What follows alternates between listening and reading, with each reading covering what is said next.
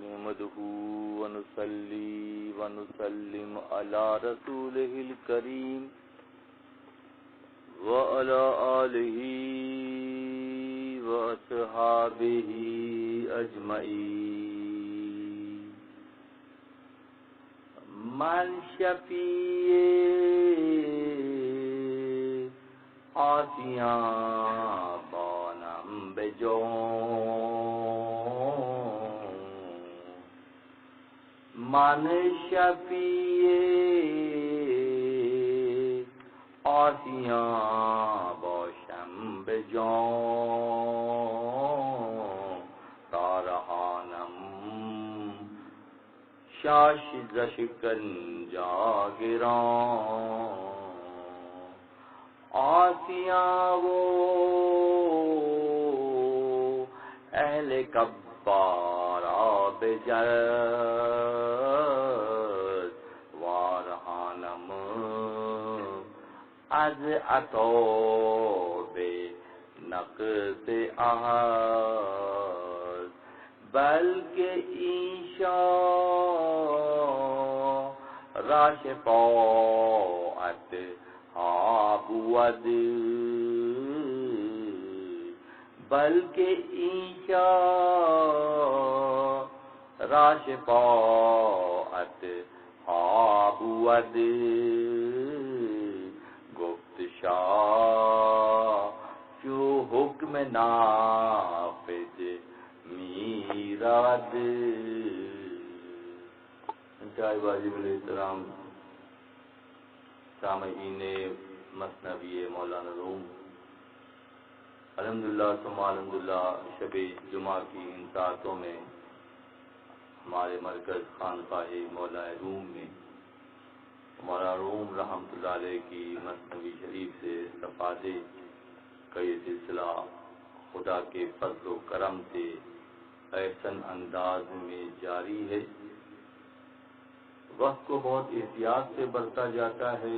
ہم نماز عصر اسی مقام پر ادا کرتے ہیں، اس کے بعد نماز مغرب اور تمام سلسلے ذکر و وظائف کے، اور پھر اس کے بعد درس مثنوی مولانا روم مناسب وقت تک، تاکہ دور دراز مقامات سے آئے ہوئے ہمارے احباب آسانی کے ساتھ اپنے مقامات تک پہنچ جائیں. اس طرح سے کم از کم ہمارے حصے میں یہ سعادت ہر ہفتے آ رہی ہے کہ ہم مثنوی شریف سے استفادہ کرتے ہیں، اور اگر ایک ایک نقطہ بھی ہمیں یاد رہ جائے پورے درس میں سے، تو میں سمجھتا ہوں کہ اسی زمانہ یہی بہت بڑی سعادت ہے کہ ہمیں جب گناہ شناسی کا احساس ہو جائے گا، پہچان ہو جائے گی کہ ہمارے بہت سے وہ کام جو ہم نسل در نسل بلکہ ہوش و حواس میں بھی ایک طویل عرصے سے ہم سے سرزد ہو رہے ہیں، اور اس کے بارے میں ہمارے علم میں یہ بات آ جائے کہ یہ مناسب نہیں ہے، اور ہم ارادہ کرتے ہیں کیونکہ بہت پختگی کے ساتھ ہمارے وجودوں میں وہ تمام چیزیں رچ بس گئی ہیں، تو اس سے نکلنے کا ارادہ کرتے ہیں، پختگی سے بھی کرتے ہیں، مگر کبھی کبھی استقامت نہیں ہو پاتی. مگر بہرحال جڑے رہنے کا فائدہ یہ ہے کہ ہمیں پہلی مرتبہ احساس ہو جائے کہ غلط کیا ہے اور صحیح کیا ہے، تو صحیح کو اختیار کرنا اور غلط کے بارے میں رائے کو پختہ کرنا اس مجلس کا بنیادی نقطہ ہے. یہاں آنے اور یہاں آ کر بیٹھنے اور اپنا بہت سارا وقت اسپیئر کرنے کے بعد اگر ہم یہ شعور کی اس منزل پر آ جائیں تو بلا شبہ یہ بھی رب کی طرف سے ہمارے لیے انعام قرار پائے گا. ایک مضمون مسلسل چل رہا ہے گزشتہ رشتوں میں اہل اللہ کے حوالے سے، بلکہ کیسے وہ پروسیس ہے جس سے گزر کر ایک عام آدمی بظاہر وہ عام رہتا ہے مگر اندر سے اس کی تبدیلی آ جاتی ہے، اور اس کی واضح تبدیلی اس کے روز مرہ کے معاملات میں نظر آتی ہے. بغیر سوچے سمجھے بولتے تھے، اب سوچ کر بولتے ہیں. بغیر کسی ارادے کے مختلف کام کرتے تھے، اب ارادے کی پختگی کے ساتھ کام کرتے ہیں۔ جہاں سے جاگے وہیں سے سویرا کے نزداک یہ بات ہے کہ اگر شعور پیدا ہو گیا اور اختیار کو استعمال کر کے شعوری طور پر پازیٹیوٹی کے ساتھ جڑنے کا خیال پیدا ہو گیا تو یقین کریں مبالغہ نہیں ہے، یہ کوئی اس کو بہت زیادہ لیا جائے ایسا نہیں ہے، یہ بھی بہت بڑی تبدیلی ہے فی زمانہ جس انداز میں معاشرہ ہمارا بنتا جا رہا ہے۔ اللہ کی پہچان اور ان کی حیات مبارکہ کے حوالے سے گفتگو کئی ہفتوں سے چل رہی ہے، اور جو لوگ جیسے بات ہو رہی تھی کہ گناہوں میں ملوث ہو گئے اور پریشان ہو گئے، اور پھر یہاں مولانا ایک نیا زاویہ لے کر شروع کرتے ہیں ان لوگوں کے لیے جن سے غلطیاں ہو گئیں، کوتاہیاں ہو گئی، معصیت ہو گئی، تو پھر ان تمام تر غلطیوں اور کوتاہیوں کو خدا کی بارگاہ میں اس کی شفاعت کے لیے کون کھڑا ہوگا؟ یقینی طور پر ہمارے آقا احمد مجتبی محمد مصطفیٰ صلی اللہ علیہ وسلم عاصیوں کی شفاعت کریں گے۔ حدیث مبارکہ کا مفہوم ہے کہ شفاعت لأہل الکبائر من الامتی، نبی صاحب نے فرمایا کہ میری امت کی شفاعت جو میری امت کے بڑے بڑے کردار ہیں، سلاسل کی وہ مشائخ کبار جو کسی نے محنت کر کے مقام حاصل کیا، کسی کو ان کے بزرگوں کی جانب سے مقام ملا اور کسی کو اللہ نے پسند کیا، یہ وہ مشائخ کبار ہیں امت کے جن کو اللہ نے مخلوق کی شفاعت کے لیے منتخب کیا۔ بظاہر وہی زندگی کا انداز، مگر اندر سے پیوریفیکیشن کی منزل یہ ہے کہ مصفى و مجلہ ہوتے جا رہے ہیں، کثافتوں سے نکلتے جا رہے ہیں، اس کے نتیجے میں یہ سعادت ان کے حصے میں آتی ہے۔ واقعہ کا مفہوم ہے، ہمارے آقا فرماتے شفاعتی لأہل الکبائر من الامتی، کہ اہل کبائر جو ہیں، جو اہل اللہ ہیں، جو جن کے بڑے بڑے نام ہیں، وہ امت کی شفاعت کریں گے۔ ماتے من شفیع آسیاں بوشم پہ جو تو رہانم شاہ شکنجہ گرا، میں جان و دل سے نبی صاحب فرماتے ہیں، فرماتے ہیں خوشخبری ہے امتیوں کے لیے، فرماتے ہیں مان شفیع آسیاں بوشم پہ جاں، میں جان و دل سے گنہگاروں کی شفاعت کروں گا تاکہ ان کو بھاری عذاب کے شکنجے سے چھڑا سکوں۔ کسی نشست میں بات ہو رہی تھی، آج خلاصہ پیش کیا حافظ صاحب نے کہ دیکھنے والے ان زنجیروں کو دیکھ لیتے ہیں، عام لوہار کی آنکھ میں وہ بات ہوتی ہے کہ لوہے کی زنجیر کو دیکھ لیتا ہے، مگر جنہوں نے اپنے آپ کو تبدیل کیا ہوتا ہے ان کے آنکھ کے ڈیلے میں وہ کیفیت پیدا ہو جاتی ہے کہ وہ باطنی زنجیروں کو دیکھ لیتے ہیں۔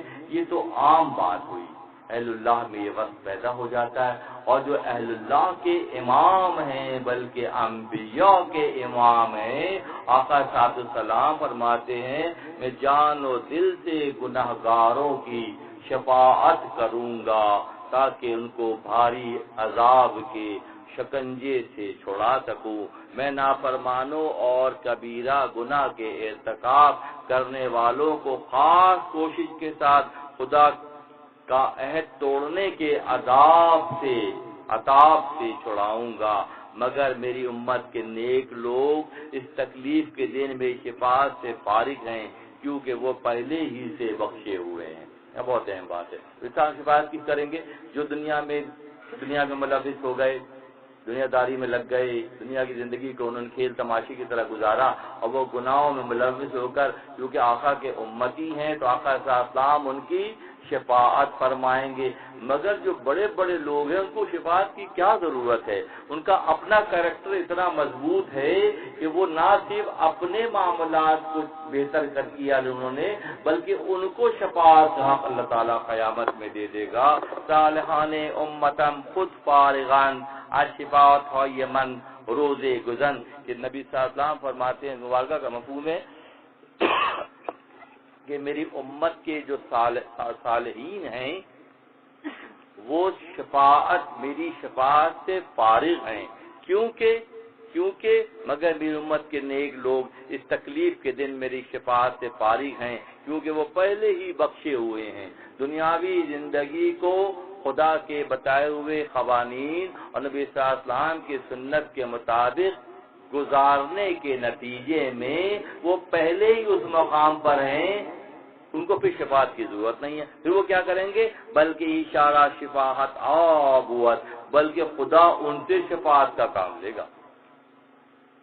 سادہ سا اصول ہے، مکتب میں بھی ہوتا ہے کہ جو بچہ پڑھنے میں بہت تیز ہے تو مولوی صاحب کیا کرتے ہیں، اس کے ساتھ اس کو چھٹی نہ ملی جس نے سبق یاد کیا۔ بات وہی ہو گئی کہ یہاں بھی وہی معاملہ نظر آ رہا ہے، وہاں بھی ایسا نظر آئے گا کہ بھئی بہت اچھا پڑھنے میں تیز ہے، پورا سپارہ یاد کر کے آتا ہے، مولوی صاحب کو پتا ہے کہ اچھی طرح یادداشت اس کی اچھی ہے، ذہن بھی اچھا ہے، شوق و لگن بھی بہت ہے، تو کہتے ہیں ہاں بیٹا سبق پڑھ لیا؟ ہاں جی مولوی صاحب سبق میں نے پڑھ لیا۔ ایسا کریے فلاں کو تو اس کا سبق تو سن لے، اس کو سن کے فارغ کر دیتے ہیں، پھر دوسرے کو لگا دیتے ہیں۔ تو وہ اس دنیا میں جب مدرسوں میں ہوتا نظر آ رہا ہے تو وہاں معاملہ یہ ہے کہ تم نے تو پھونک پھونک کے زندگی گزار لی، آؤ ہماری گنہگاروں کی شفاعت کا انتظام بھی تم ہی کرو، کیونکہ تم سفارش کرو گے ہم تمہاری یشفعوا عنده الا باذنہ، اللہ جس کو اذن دے گا، اشارہ کرے گا، یشفعوا عنده وہی شفاعت کریں گے۔ خدا ان کو اشارہ اس لیے کرے گا کہ وہ پہلے ہی اس مقام و منزل پر ہوں گے۔ کس نسبت کے تحت؟ اللہ غنی، کس نسبت کے تحت دوستو؟ آقا صلی اللہ علیہ وسلم کے امتی ہونے کی نسبت کے تحت۔ امتی ہونا ایک بہت بڑا سادہ لیتے ہیں لوگ۔ اگر ہم صرف یہ خیال کریں کہ آقا صلی اللہ علیہ وسلم کی امت میں ہمیں رکھا گیا ہے تو پھر کسی طرح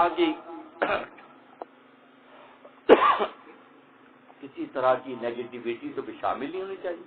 اتنی زبردست نسبت بغیر کسی تعارف کے، بغیر کسی سفارش کے ہمارے حصے میں آ گئی تو ہمیں تو بھوک بھوک کے ایک الفت میں تم ہمارے ہو، باقی جو بھی ہے سب تمہارا ہے۔ ہماری الفت کے معاملے میں دوئی کا شکار نہ ہونا، باقی جو کچھ ہوگا وہ تمہیں دے دیا جائے گا۔ بلکہ اشارہ شفاعت ہابوت جو افتشاچو حکم نافذ میراوت کہ شاہ کا حکم آ گیا ہے، بلکہ خود ان کو شفاعتیں کرنے کا حق ہوگا، ان کی بات چلتے ہوئے حکم کی طرح سے ہوگی۔ ہیچ وزرو وزرن غیر بردوش من یم وائس خدایہ برفروش۔ یہاں قرآن کی ایک آیت ہے، سورہ نجم کی آیت ہے، ان اللہ تجرو وزرتن وزرا اخرى۔ عمومی طور پر اس کا ترجمہ یہ کیا جاتا ہے کہ محشر کے دن کوئی کسی کا بوجھ نہیں اٹھائے گا، اور بچپن سے یہی سنتے رہے کہ بھائی کوئی کسی کا بوجھ نہیں اٹھائے گا، نفس نفسی ہوگی۔ یہاں مولانا سورہ نجم کی آیت کی شرح یہ کرتے ہیں کہ بوجھ جن کا ہوگا وہ نہیں اٹھا پائیں گے، جو پہلے بوجھ سے خالی ہوں گے وہ دوسروں کو کنارے لگائیں گے۔ جو پہلے ہی بوجھ سے خالی ہوں گے ان کی زندگی کے کھاتے میں کوئی برائی نہیں ہوگی، انہوں نے کوئی گناہ کبیرہ میں اپنے آپ کو ملوث نہیں کیا ہوگا، انہوں نے دیکھا ہوگا رب کی مرضی کیا ہے، اس طرح سے زندگی گزاری ہوگی، تو وہ تو ہلکے پھلکے ہوں گے۔ جنہوں نے دنیاوی خواہشات، نفسانی خواہشات، کم تحری، تکبر، غرور، خود پسندی، مخلوق کے ساتھ دورہ معیار، اپنی خواہشات کی تکمیل کی ابدیت، ان تمام برائیوں کے ساتھ جس نے زندگی گزاری ہوگی تو وہ تو بہت بوجھ کے ساتھ وہاں جائے گا، اور جو بالکل ہلکا پھلکا ہوگا، جس نے اپنی مرضی کو اللہ کی مرضی کے تابع کر دیا ہوگا، اس پر کون سا بوجھ ہوگا؟ اس پر تو بوجھ ہوگا ہی نہیں، بلکہ وہ دوسروں کا بوجھ اٹھائے گا۔ اس صاحب کے بارے میں کسی صاحب نے سنا کہ بہت زبردست اللہ کے ولی ہیں بھائی وہ۔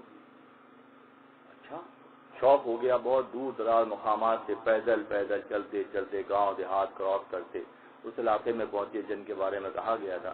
تو پہلا حضرت صاحب کی کپڑے کی دکان ہے اور کپڑا بیچتے ہیں، تو وہ ڈھونڈتے پہنچ گئے نام، جا کے دیکھا تو رش لگا ہوا ہے اور فیتے سے کپڑا ناپ کے جو ہے وہ بیچ رہے ہیں۔ انہوں نے سلام کر کے بیٹھ گئے، بہت دیر بیٹھے رہے، توجہ نہیں دی۔ جب توجہ نہیں تو طبیعت میں گراں گزری یہ بات کہ سن کے آئے تھے بہت بڑے ولی ہیں، یہاں تو معاملہ ہی تجارت ہے، دنیا ہی کما رہے ہیں، بیٹھ کے پیسہ کما رہے ہیں۔ یہ سوچ کر دل میں میل آیا اور ایک مصرع وضع ہوا، اسی وقت آیا جیسے ذہن میں، نہ مردست کہ دنیا دوست دارت، مرد نہیں ہے دنیا کو دوست رکھتا ہے۔ یہ کہہ کے سڑک کے وہاں سے ہٹ کے چلے گئے، دور سے آئے تھے، کہیں ٹھکانا نہیں تھا، قریب کی مسجد میں چلے گئے، ظہر ادا کی، وہیں آنکھ لگ گئی، لیٹ گئے سائڈ پر۔ جب آنکھ لگی تو دیکھا محشر کا منظر ہے اور بھاگم بھاگ مچی ہوئی ہے۔ وہی بات ہے کہ کوئی کسی کو نہیں پہچانے گا، جس کو اپنی پہچان دنیا میں نہیں ہوگی وہاں کسی کی پہچان وہ کیا کرے گا؟ جس نے یہاں اپنے آپ کو پہچان لیا ہوگا وہاں سے ساری پہچانیں ہوں گی۔ تو دیکھا کہ محشر ہے اور بھاگ دوڑ مچی ہوئی ہے، تو انہوں نے کسی کو قرض لیا تھا وہ وہاں مل گیا اور ان کو پکڑ کر ان صاحب کو جو مسجد میں سو رہے تھے پکڑ کے ان کے سینے پہ چڑھ کے بیٹھ گیا اور کہا کہ تم نے وہاں پیسے لیے تھے واپس کرو۔ کہنے لگے وہ پیسے تو یہاں چلتے نہیں ہیں، وہ تو نہیں چھوڑایا میں۔ کہنے لگے پھر تمہارے اعمال میں سے مجھے حصہ دو۔ یہ صورت ہے کہ اگر کسی نے پیمنٹ وہاں نہیں کی، اگر ہم برائیوں میں ملوث ہو گئے اور ہمارے اعمال صالح کم ہو گئے اور کسی بات میں ہم کسی کے قرض خواہ بن گئے تو وہاں کا سکہ یہاں کا سکہ تو نہیں ہے، وہاں کا سکہ اعمال صالح ہے۔ اگر بہت زیادہ ہے تو اچھی بات ہے، نہیں ہے تو پہلے تنگی میں ہے۔ انہوں نے کہا کہ اب تو اپنے اعمال مجھے دو۔ جسے جھگڑا چل رہا تھا اتنے میں وہ صاحب آ گئے جو کپڑا بیچ رہے تھے۔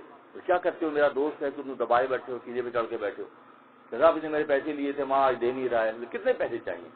کہنے لگے کہ اتنے تھے۔ کہنے لگے میرے اعمال جو دنیا میں نے انجام دیے یہ سونے کے پہاڑوں کی شکل میں یہاں موجود ہیں، تمہیں جتنا لینا ہے ان میں سے لے لو، میرے دوست کو چھوڑ دو۔ وہ گھبرا کے آنکھ کھولی، میں نے پہچانا نہیں تھا ان کا مقام تو اتنا بڑا ہے۔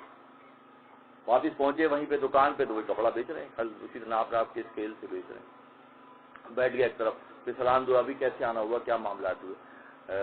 کہنے تھا وہ بس مجھ سے غلطی ہو گئی، میں نے آپ کو پہچانا نہیں۔ ٹھیک ہے، وہ شعر تو سنا ہے جو آپ نے ہمارے بارے میں پڑھا تھا۔ بہت شرمندہ ہوئے کہ میں نے دل میں پڑھا تھا، بتایا بھی نہیں تھا، یہ اس کی خبر رکھتے ہیں۔ کہنے صاحب مجھے معاف کر دیں، میری ضرورت نہیں ہے کہ آپ کے سامنے وہ پڑھوں میں۔ کہنے نہیں پھر بھی پڑھیں، میں سنوں گا، اچھا لگے گا مجھے۔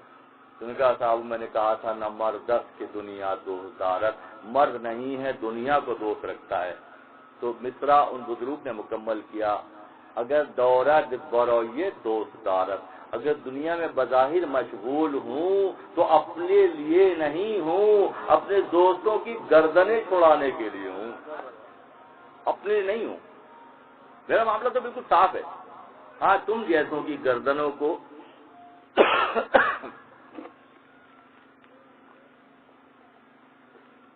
چھڑانے کے لیے یہ ساری محنت ہے۔ اب بتائیے جو مخلوق خدا سے اتنی محنت اور محبت کے لیے اتنی محنت اور محبت کرتے ہوں، کیا خدا انہیں تنہا چھوڑ دے گا؟ ان پر کوئی وزن نہیں ہوگا، وہ بہت ہلکے پھلکے ہوں گے۔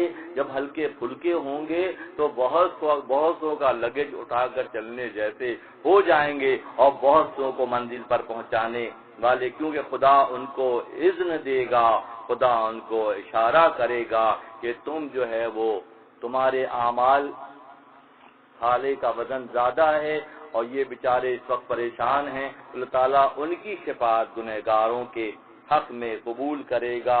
عاقب وزرت شیخت ای بخواں ور قبول حق جوان در کف کما، اے جوان گنہگاروں کے گناہوں کے بوجھ سے جو خالی ہے وہ شیخ ہے۔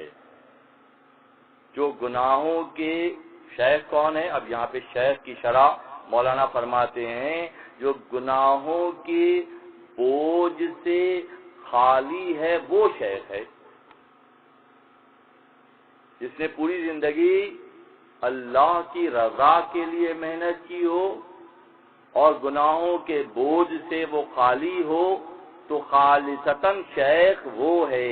اے جوان گناہوں کے بوجھ سے جو خالی ہے وہ شیخ یعنی پیر یا بڈھا ہے، وہ خدا کا مقبول بندہ ہے، ہونے میں ایسا ہے جیسے خدا کے ہاتھ کے اندر کمان ہوتی ہے، جس نے اپنی مرضی خدا کے مرضی کے تابع کر دی ہو وہ صحیح معنوں میں شیخ کہلانے کا مستحق ہے۔ آگے مولانا بیان فرماتے ہیں کہ خدا کے اس مقبول شیخ سے مراد، خدا کے اس مقبول بندے سے مراد، اس مقبول شیخ سے مراد سفید داڑھی والا نہیں ہے۔ معاشرے میں بات جو چل رہی ہے وہ یہ کہ اگر کسی کی داڑھی بہت لمبی ہے اور بہت سفید ہے تو اس کا مطلب ہے وہ شیخ ہے۔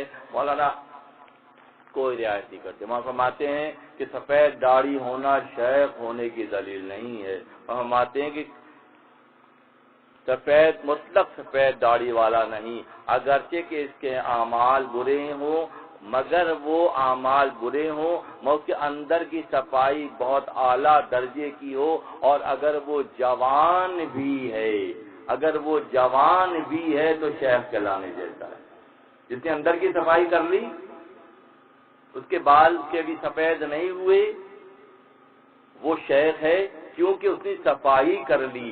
اگر تمہارے وجود پر ایک بھی نفسانی خواہشات کا سیاہ بال ہے تو تم وہ مقام و مرتبہ حاصل نہ کر سکو گے۔ مثلا کیا؟ کبر ہے، غصہ ہے، تکبر ہے، غیبت ہے، اہل اللہ کے بارے میں بدگمانی ہے، یہ سارے وہ کالے بال ہیں جو وجود پر ہیں۔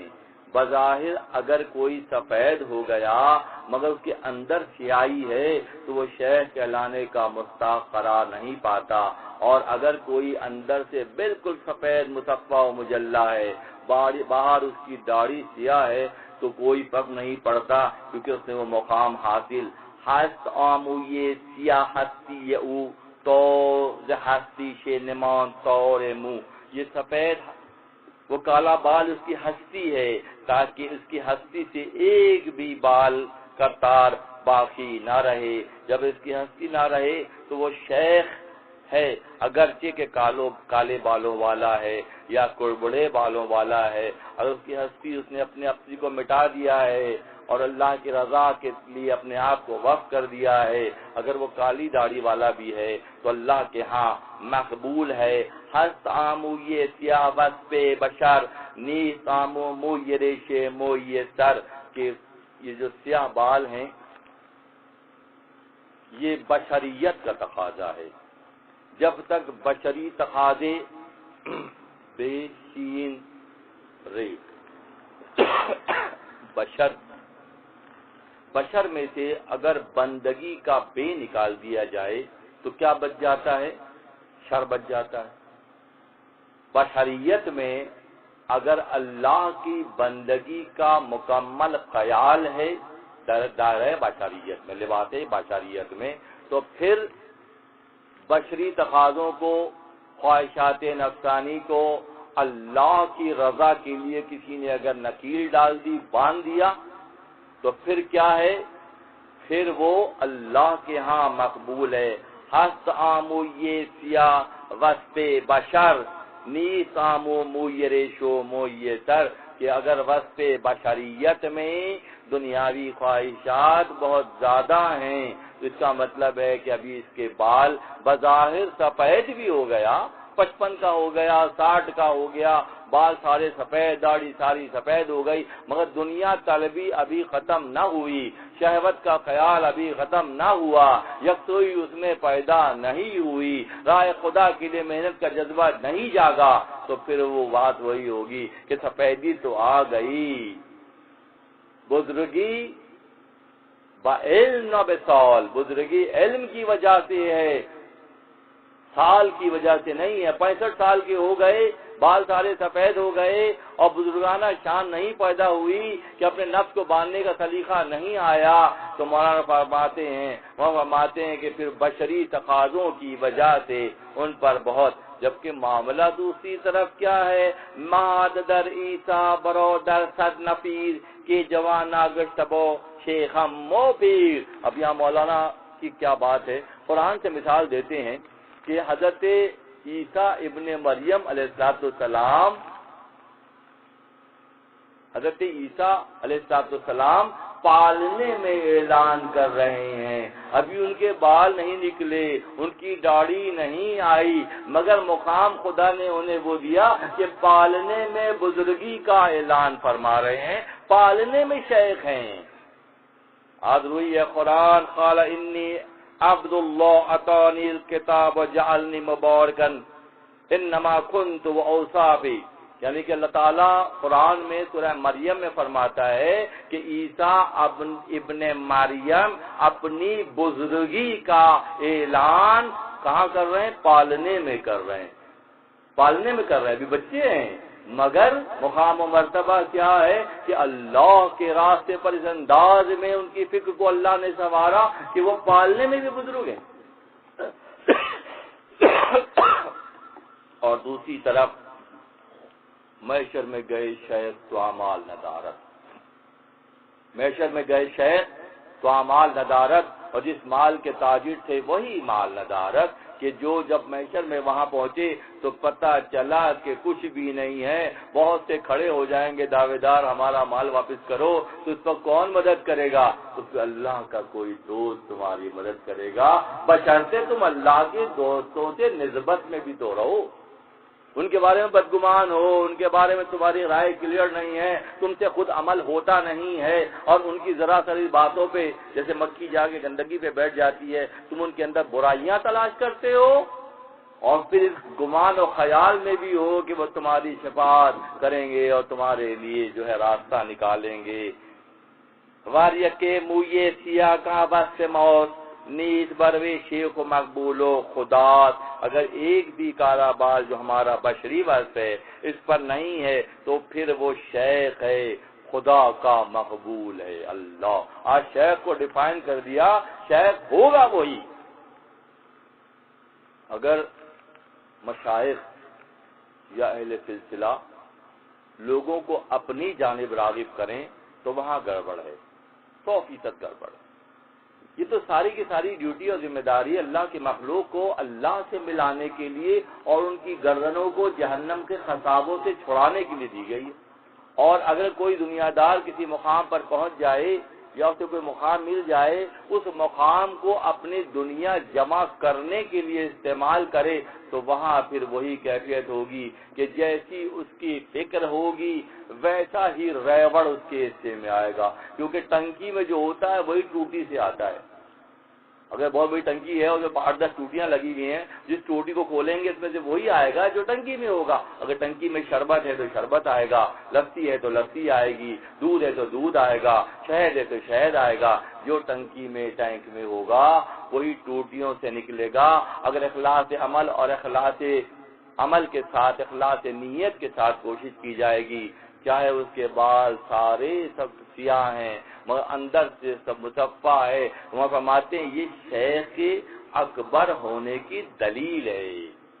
شیخ کی پہچان کس انداز میں ہے کہ شیخ وہی ہوگا جس نے اپنی مرضی کو اللہ کی مرضی کے تابع کر دیا ہوگا۔ کیوں بوت مویش سپید اربو خدا اون پیرت و نقاص عزت، کہ اگر اس کے بال سفید ہوں تو اگر اس کی خودی قائم ہے، اس کی میں قائم ہے، اللہ غنی، کہیں سے نکلنے کا راستہ نہیں مل رہا، تو شاید دائیں بائیں مولانا کو راستہ دے ہم نکل لیں پتلی گلی سے کہ جان چھوٹ جائے ہماری، کہتے نہیں کوئی راستہ نہیں دے رہا بھائی، کوئی راستہ نہیں مل رہا کہیں سے۔ کہتے ہیں فرماتے ہیں جب اس کے بال سفید ہوں گے تو اگر اس کی خودی قائم ہے تو وہ نہ پیر ہے نہ خدا کا خاص بندہ ہے۔ الانسان تحت اللسان فرمایا، انسان زبان کے نیچے ہے۔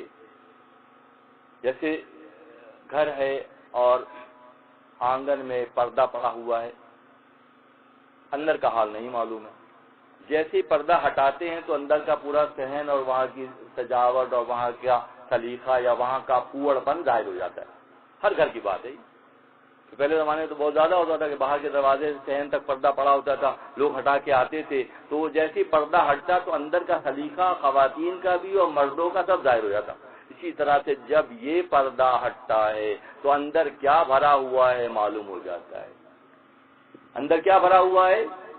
پہلے بھی اس میں بات ہوئی ہے کہ گفتگو کی شروعات ناشکری اور گفتگو کا اختتام ناشکری، اس کا مطلب اندر کیا بھرا ہو؟ ناشکری بھری ہوئی ہے۔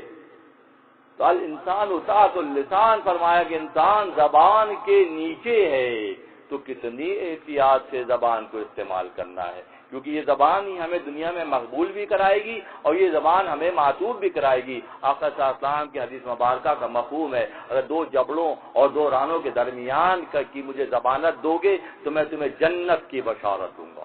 اللہ غنی، انتہا کی بات ہے۔ دو جبڑوں کے درمیان زبان ہے اور دو رانوں کے درمیان شرمگاہ ہے۔ آقا فرماتے ہیں جس نے اس کی حفاظت کی اس کی جنت کی ذمہ داری میری ہے۔ بات صرف گفتگو کی نہیں ہے، مطلب ہے جی گفتگو تو بہت سلیقے سے کرتے ہیں مگر کھانے کے بڑے شوقین ہیں، یعنی کہ نفس نے ان کو کھانے پہ لگا کے رکھا ہوا ہے، وہ زبان چٹوری ہو گئی ہے، روز نئے کھانے کھاتی ہے، یہ بھی تو جرم قرار پائے گا۔ اعتدال کا راستہ یہ ہے کہ نہ افراط اچھی نہ تفرید بہتر، توسط کے درجے میں ہر بات بہتر، درمیان کی بات ہی بہتر بات ہے۔ جب اس کے بال سفید ہوں تو اگر اس کی خودی قائم ہے، اس کی میں قائم ہے، تو وہ نہ خدا کی بارگاہ میں مقبول ہے نہ وہ خدا کا بندہ ہے۔ ور سرے موئے زواش پس باقیت از نہ از عرش خدا اور فوقیت، کہ اگر اس کے اندر بشری وقت کا کوئی حصہ ایک بال بھی سیام اور بشری وقت کا موجود ہے، اس کے بال بھی برابر موجود ہے، وہ خدا کی عرش کے ساتھ منسوب ہونے والوں میں اس کا شمار ہی نہیں ہوگا، خدا کی عرش سے منسوب ہونے والوں میں شمار ہی نہیں ہوگا۔ اسی لیے ہم فرماتے ہیں شہر عارف ہر دمے تھا تخت شاہ۔ عارف کون ہوگا؟ عارف وہ ہوگا جو زبان کو احتیاط سے استعمال کرے گا، نظروں کو احتیاط سے استعمال کرے گا، گفتگو میں احتیاط کرے گا، کھانے پینے میں اعتدال کرے گا، وہ عارف ہوگا۔ شہر عارف ہر دمے تھا تخت شاہ، عارف کی سیر ہر وقت شاہ کے تخت تک ہے۔ عارف رہتا ہی خدا کے ساتھ ہے کہ جو عارف عرفان کی منزل پر ہے۔ شہر عارف ہر دمے تھا تخت شاہ، شہر زاہد ہر مہے یک روز راہ، جبکہ زاہد اپنے تمام زہد اور تقوی کے باوجود مولانا فرماتے ہیں ایک مہینے میں ایک دن کا سفر طے کرے گا۔ جب ایک مہینے چلے گا ایک دن کا سفر طے ہوگا، کس کا؟ زاہد کا۔ جبکہ عارف کون ہوگا؟ عارف وہ ہوگا جو ہر وقت شاہ سے منسلک ہوگا، شاہ سے جڑا ہوگا۔ تو کیا بہتر ہے؟ ٹھیک ہے، سفر شروع کرتے ہیں زہد سے، تقوی سے، معاملات میں پختگی سے، یہ سفر کی شروعات قرار پائے گی۔ مگر جیسے جیسے آگے بڑھتے جائیں گے یہ زہد کی منزل طے ہو کر عرفان کی منزل شروع ہو جائے گی، اور جیسے جیسے عرفان کی منزل شروع ہوگی تو پھر کیا ہوگا؟ انہی نفوس کو خدا معاشر میں مخلوق کی شفاعت کا اذن دے گا، یشفعوا عنده الا باذنہ، کہ وہ اذن دے گا۔ جس کو وہ اذن دے گا وہ کون ہوں گے؟ وہ عارف ہوں گے۔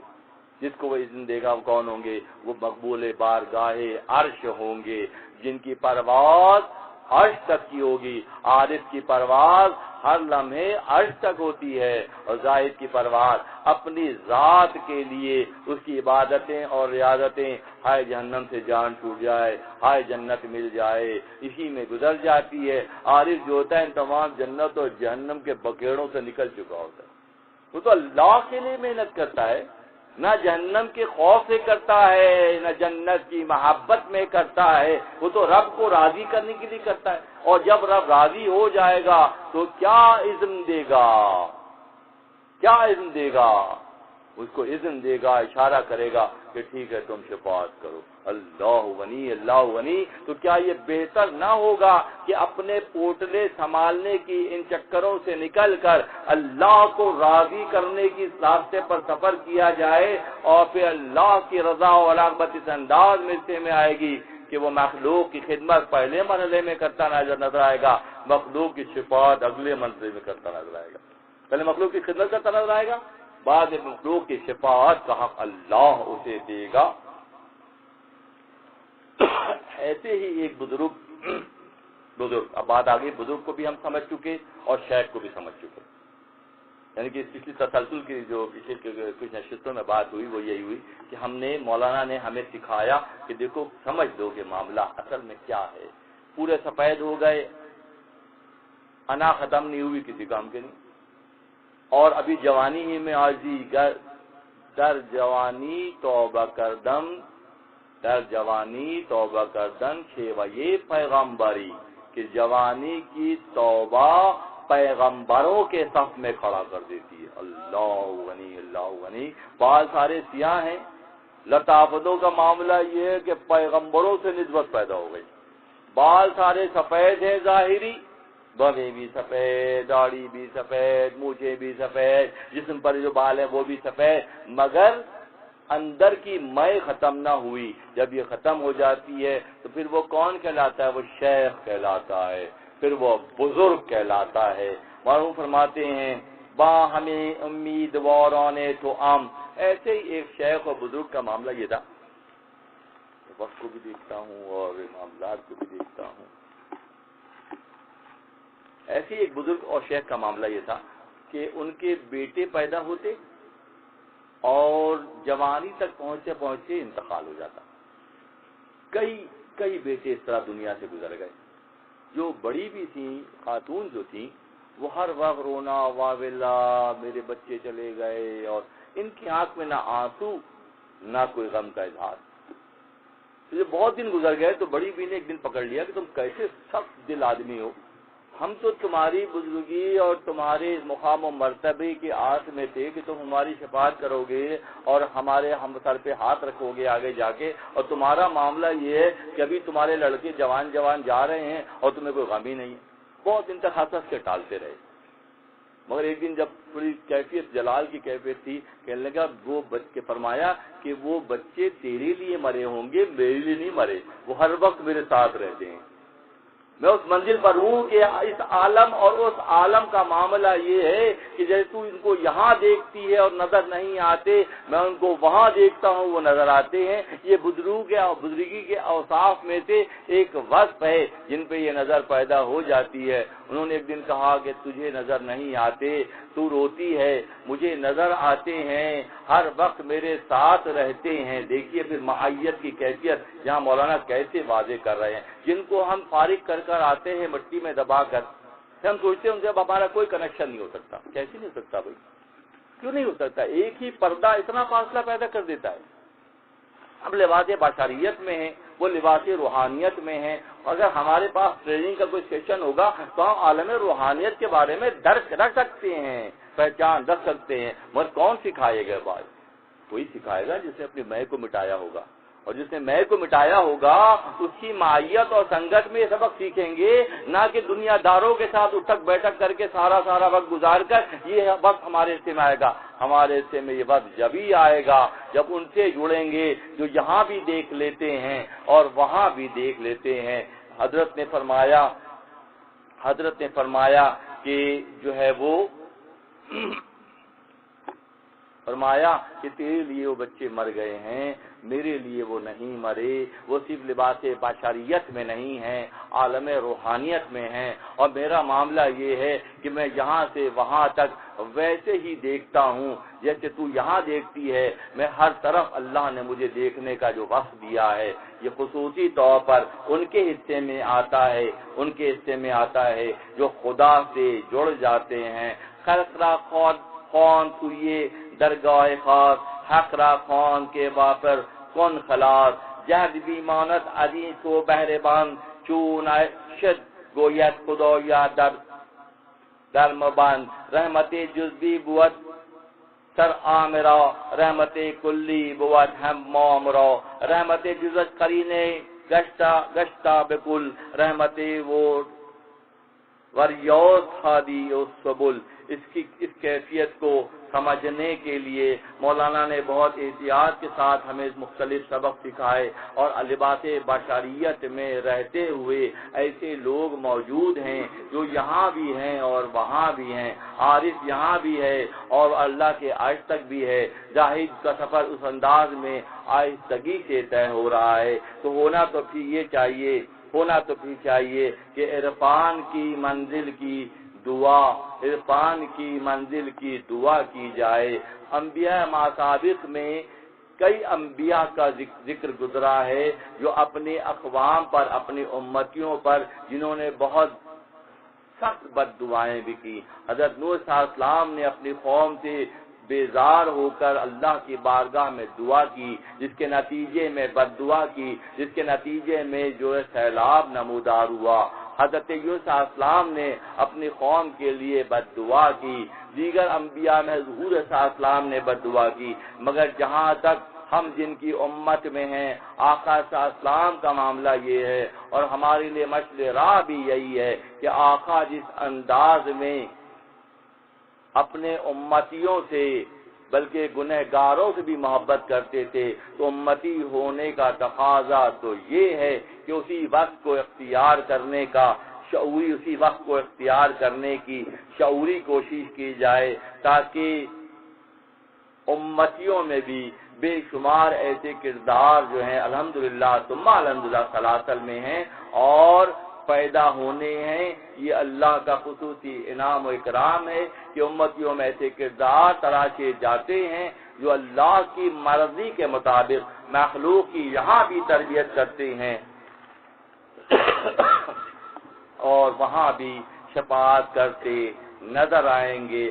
ورکنت دو ور بتخلید بوت نز آیا وہ وہی وتائید بوت، اگر وہ لوگوں کو اس کی رحمت کی سمندر کی طرف دعوت دیتے ہیں، یعنی بزرگان اعظام دین سے اعتقاد رکھنے کی ہدایت ہو تو یہ صرف بطور نقل ہوگی، نہ کہ مشاہدے سے، الہام اور تائید الہی سے ہوگی۔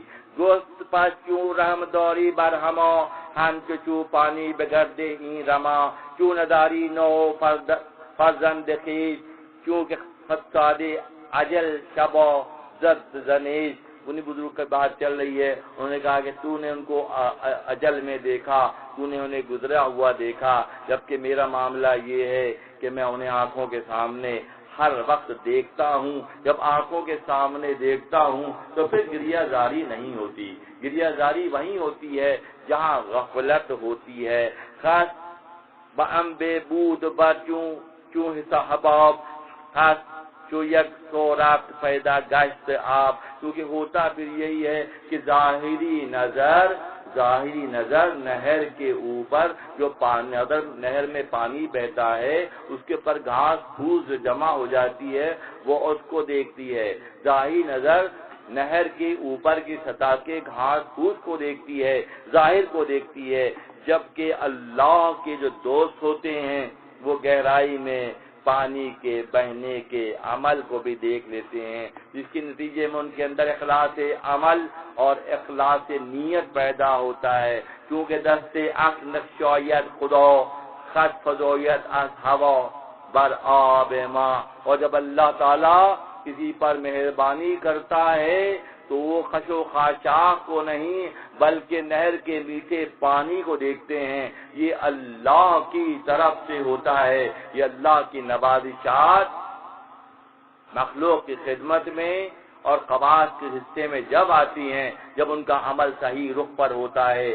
کیونکہ تقوی بست در دست ہوا حق جو کشویت ہر دو دست عقل را، پھر اللہ کیا کرتا ہے؟ اللہ جو ان پر مہربانی اس انداز میں کرتا ہے کہ ان کی بندھی ہوئی عقل کو کھول دیتا ہے۔ عقلیں بندھی ہوئی ہیں اور عقل کی انتہا دنیا کے معاملات کو سنوارنے تک ہے۔ جب اللہ کسی پر مہربان ہوتا ہے تو عقل کے بندھے ہوئے ہاتھ کھول دیتا ہے، جس کے نتیجے میں عقل سے اگلی منزل عرفان اس کے حصے میں آتی ہے۔ کیونکہ تقوی بست دو دستے ہوا حق کو جویت ہر دو دستے عقل را، پس ہوا سے چیرہ محکم تو شود چون خیرت سال اور مخدوم و نشست، ہم ببیداری و بینت خواب ہا ہم دگردت برکشایت بانہا۔ یہ اللہ کے فضل کی وجہ سے ہوتا ہے۔ جب اللہ کسی کو عملی طور پر اپنی جانب راغب دیکھتا ہے تو اللہ تعالیٰ عقل کی چھوٹی تھی عقل کو تنقید سے فرصت کہا، عقل کو تنقید سے فرصت کہاں، عشق پر اعمال کی بنیاد رکھ، تو عقل کے نتیجے میں چھوٹے پیرامیٹر میں سفر ہوتا ہے، جبکہ اگلی منزل عشق کی منزل ہے، جہاں اللہ تعالیٰ عقل کے ہاتھ کھول دیتا ہے، جس کے نتیجے میں اس شخصیت، اس ذات، اس اللہ کے دوست کے حصے میں کیا چیز آتی ہے، وسعت نظری و وسعت قلبی آتی ہے۔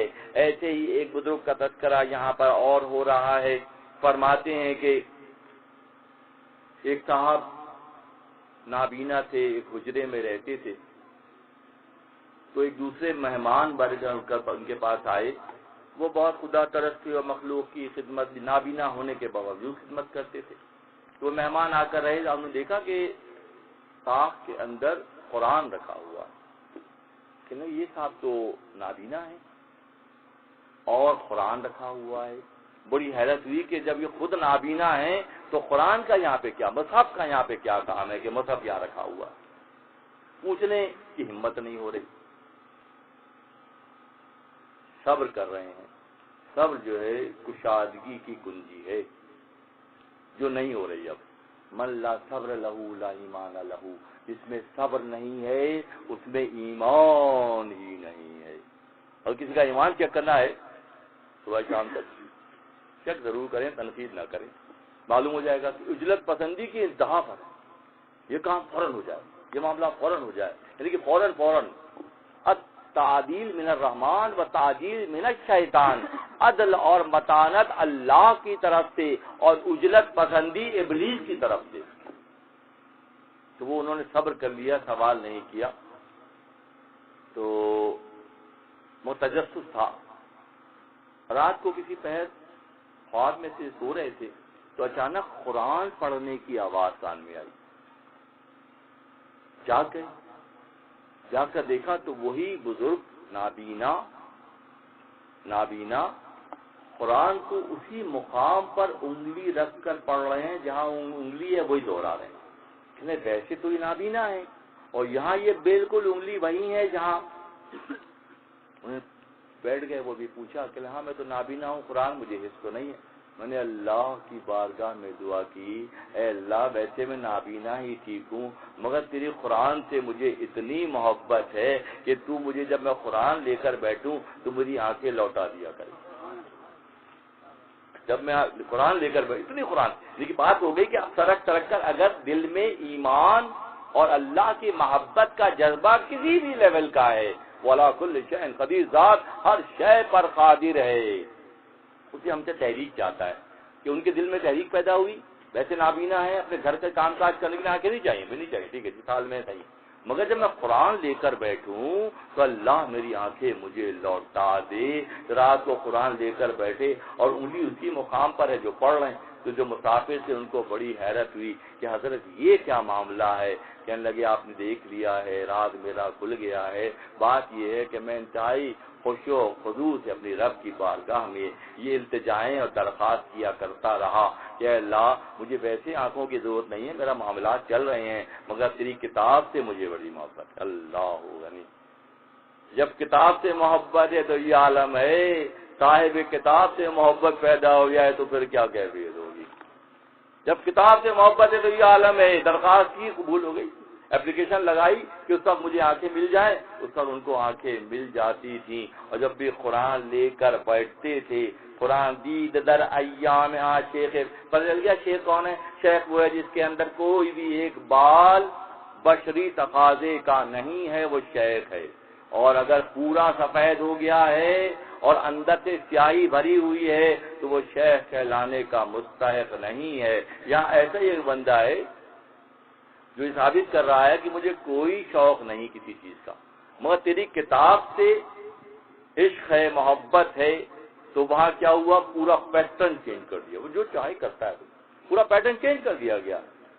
ٹھیک ہے، جب لے کے بیٹھو گے تو ہم تمہیں اس وقت آنکھیں بالکل اسی طرح دے دیں گے جیسے ان کو ہاتھ دیا تھا۔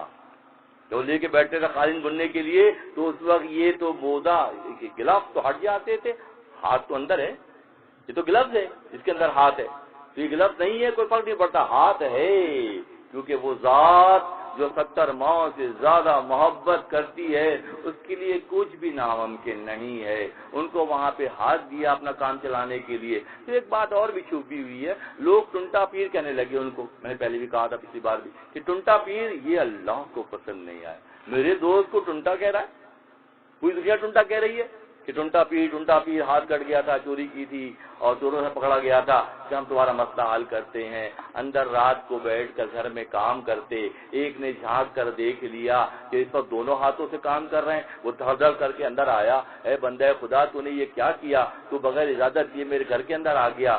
مجھے حیرت ہے حضرت کہ آپ کے دونوں ہاتھ سالم ہیں اور ویسے آپ ٹنٹا پیر مشہور ہیں. اللہ کی بارگاہ میں التجا کی, اللہ کی جانب سے جواب آیا کہ تیرا نام بدنام کر رہے تھے. ہمیں کب یہ روا ہے کہ لوگ تجھے بدنام کریں. ہم تو اپنے دوستوں کے ساتھ وہی معاملہ کرتے ہیں جس کے وہ حقدار قرار پاتے ہیں. دی در ایام عاشق فقیر مصحف در خانہ پیر ضریر. کہ ایک نابینا کے گھر میں کیا دیکھا, قرآن دیکھا, صبر کیا, اظہار نہیں کیا. وہ رات کھل گیا کہ رات کے پچھلے پہر تہجد کا وقت وہ وقت ہوتا ہے جب ایک خاص طرح کی ہوا چلتی ہے. وہ ہوا یہاں سے لے کے عرش تک کا سفر سیکنڈوں میں طے کرتی ہے. اسی لیے کہا نا کہ تہجد کے وقت کی اہمیت ہے, کیونکہ وہ ایسی ویوز ہیں جو اس سے جڑ گیا.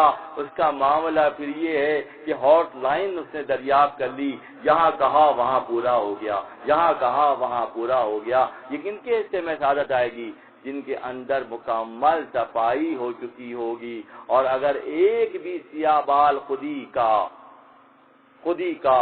مکاری کا, چالاکی کا, خود پسندی کا, تکبر کا, غرور کا, غیبت کا, جھوٹ کا اگر رہ گیا ایک ایک بال بھی, تو پھر وہ سعادتیں حصے میں نہیں آئیں گی. وہ شیخ کہلانے کا مستحق قرار نہیں پائے گا. صبر کے معاملے میں انہوں نے صبر کیا. اللہ نے 2 موقعوں پہ آپ نے دیکھا. یہ تو صرف مولانا کی مثنوی شریف کی باتیں ہیں, وہ جس طرح چاہتا ہے کرتا ہے. اسی طرح سے اگلی بات کو انبیاء کی حیات میں حضرت مولانا نے واضح کیا. فرماتے ہیں کہ راست لقمہ تو یہ داؤد الصفا دید کے میکھد زاہن حلقہا. یہ شاید پہلے بھی کبھی بات ہوئی ہے, اس پر ہوئی ہوگی, یقین طور پر ریفرنس کے طور پہ دیتا ہوں. لقمان علیہ السلام حضرت داؤد علیہ السلام کے خالزاد بھائی تھے, ایک ہی دور گزرا ہے دونوں کا. لقمان علیہ السلام کو اللہ نے حکمت سے نوازا. ایک مرتبہ وہ سفر کرتے کرتے حضرت داؤد علیہ السلام کے پاس گئے.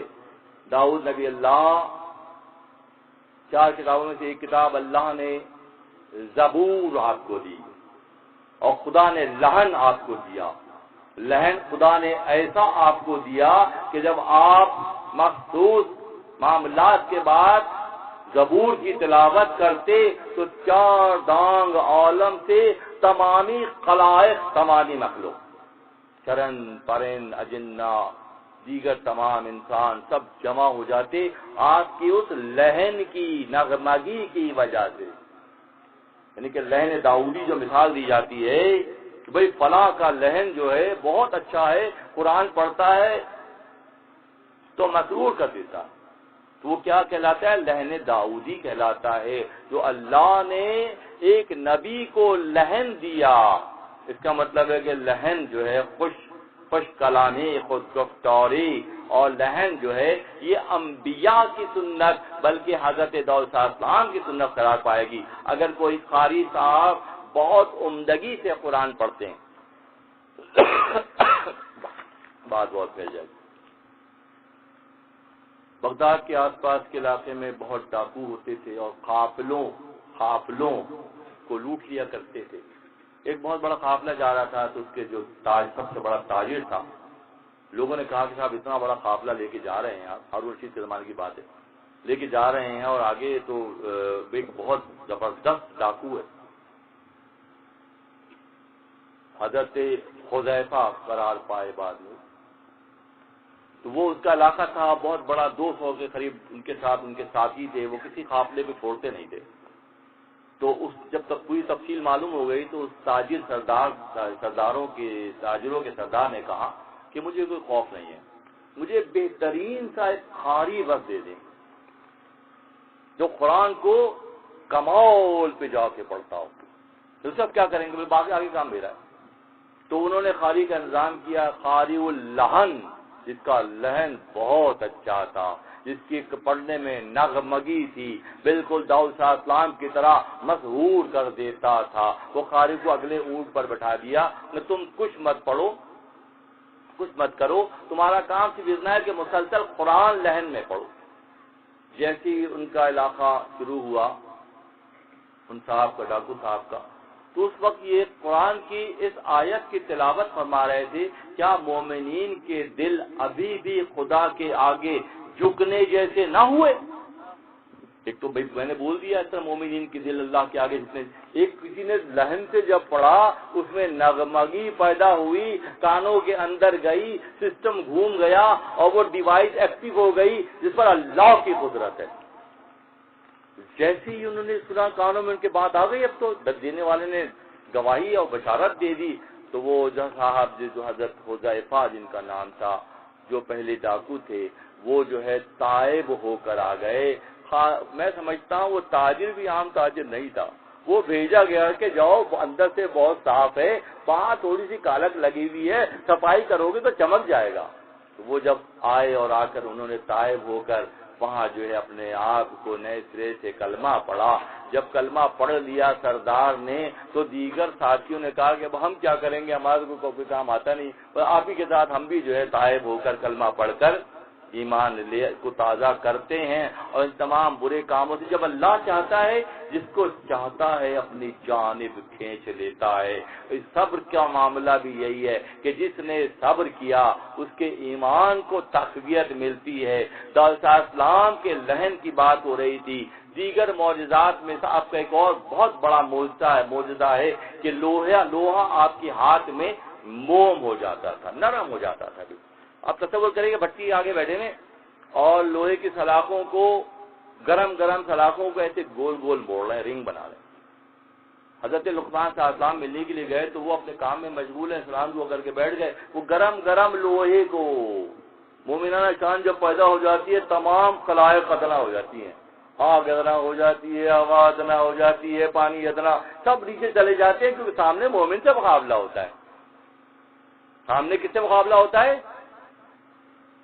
بے خطر کود پڑا آتش نمرود میں عشق، عقل ہے محو تماشا یہ لبے بام، ابھی عقل ابھی چنا چنی میں ہے، اور بے خطر کود پڑا آتش نمرود میں عشق. کون؟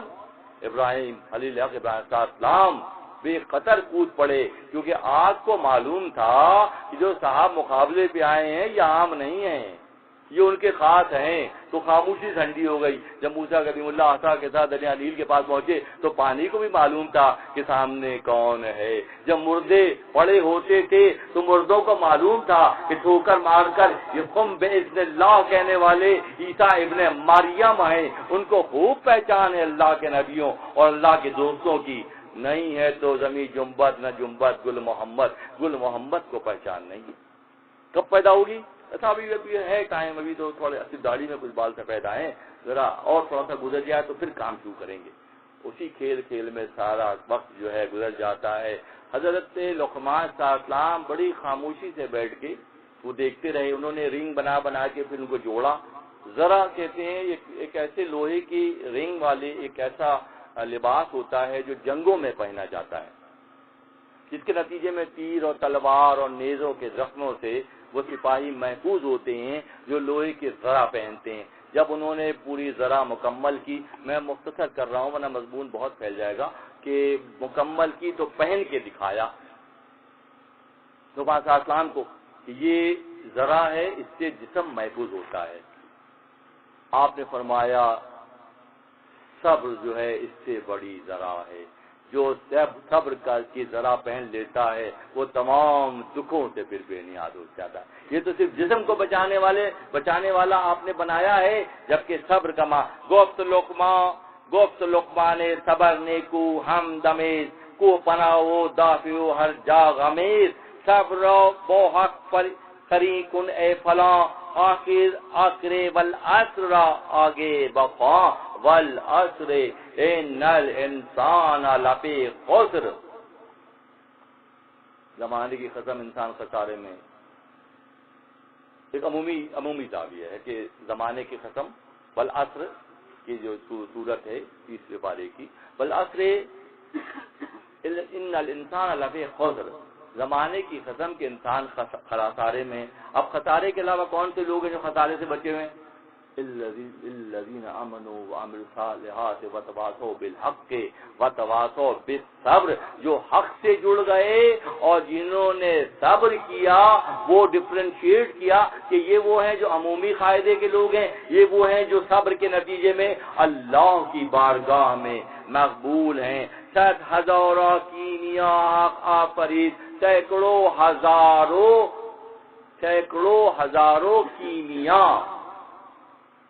کیمیا کہتے ہیں جوہر کو، سینکڑوں ہزاروں جوہر اللہ نے بنائے ہیں.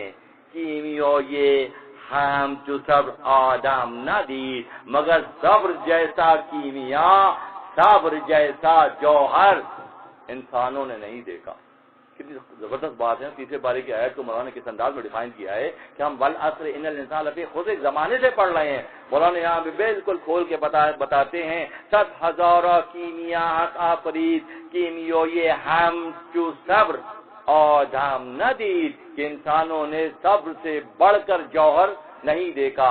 اگر جوہر کو کوئی دیکھ لے کہ صبر کے نتیجے میں کیا ہوتا ہے، کہ صبر کے نتیجے میں جسم کی حفاظت تو ذرا کرتی ہے، روح کی حفاظت کون کرتا ہے؟ روح کی حفاظت کون؟ روح کی حفاظت صبر کے ذریعے ہوتی ہے. ان اللہ مع الصابرین. نہ زکات دینے والوں کا ذکر کیا کہ ہم ان کے ساتھ ہیں، نہ نمازیوں کا ذکر کیا کہ ہم ان کے ساتھ ہیں. کس کے ساتھ ہیں؟ کس کے ساتھ ہیں؟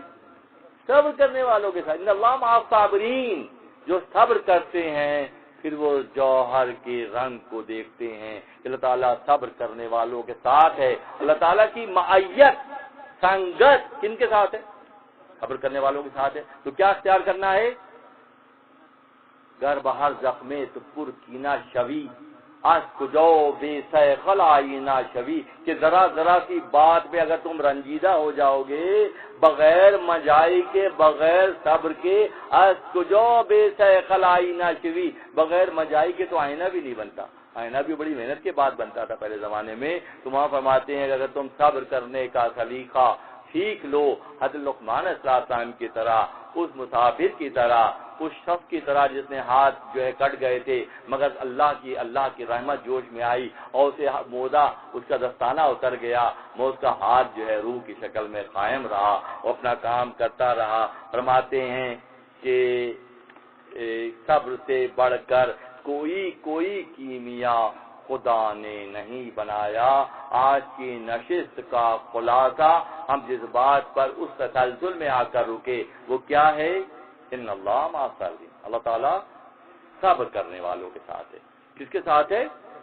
صبر کرنے والوں. جس کو اللہ تعالیٰ جو صبر کا جوہر سمجھ لے گا، صبر کا جوہر سیکھ لے گا، اجلت پسندی سے نکل جائے گا، اللہ کی رضا کے لیے، اللہ کی رضا کے لیے، اس کی خوشنودی کے لیے، اسے علی کل شیء قدیر سمجھتے ہوئے، ہر معاملے میں اس کے اختیار کو مکمل اور مقدم سمجھتے ہوئے جس نے یہ راستہ اختیار کیا، اللہ تعالیٰ اپنے دوستوں کو ضائع نہیں کرتا. اہل اللہ کے اوصاف اور ان کی خوبیاں، عارف کا مقام، عابد کا مقام سب دکھایا جا رہا ہے. کانسیپٹ کلیئر ہو رہا ہے. بات یہ ہے کہ پورا زاویہ نگاہ ہے جس کو حاصل کرنے کی جد و جہد ہر دور کے بزرگان اعظام میں کی. کیونکہ قرآن میں ہم قرآن کی شرح اس لیے مثنوی شریف کو کہا جاتا ہے مثنوی مولوی مانوی، خاص تو قرآن در زبان پہلوی، کہ فارسی زبان میں قرآن کی شرح.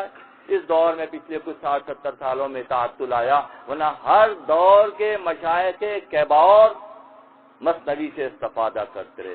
شاذلی بھٹائی رحمۃ اللہ کے بارے میں نے کیا پڑھا، 2 کتابیں ان کے سرانے ہر وقت ہوتی تھیں، قرآن اور مثنوی شریف. قرآن اور مثنوی شریف. یہ کون ہیں؟ جن کے نام صدیوں سے اللہ کی مخلوق کی یہاں بھی داد رسی کر رہے ہیں اور وہاں بھی شفاعت کر رہے ہیں۔ اللہ تعالیٰ بزرگان اعظام کے مقام و مرتبے، ان جیسی صبر و متانت، ان جیسا اخلاص اور انہی جیسی ریاضت کی ہمیں توفیق عطا کرے، اور اس خانقاہ سے نسبت کی بنیاد پر، اس مرکز سے نسبت کی بنیاد پر حضرت مولانا جلال الدین رومی رحمۃ اللہ علیہ، میں ایک بات ضرور کہہ کے جاؤں گا، میاں صاحب قبلہ نے مدینہ منورہ کی نشست میں فرمایا تھا کہ ڈاکٹر صاحب ارواح میں حضرت مولانا جلال الدین رومی رحمۃ اللہ علیہ کی روح اگر اسے استعانت اور مدد طلب کی جائے، میں پہلے کہہ کے گزرا کہ ہم جا کر چھوڑ کر آ جاتے ہیں، اس کے بعد پلٹ کر بھی دیکھتے، ہم یہ سمجھتے ہیں کہ کیا سمجھتے ہیں، مٹی تو مٹی کو ڈھکتی ہے، کون سی مٹی ہے جو روح کو ڈھک سکتی ہے؟ اس روحانی تعلق کی کیفیت کہاں ہے آج؟ ہمیں شعور بھی نہیں ہے کہ روحانی طاقت کیا ہوتی ہے، ہمیں شعور بھی نہیں ہے۔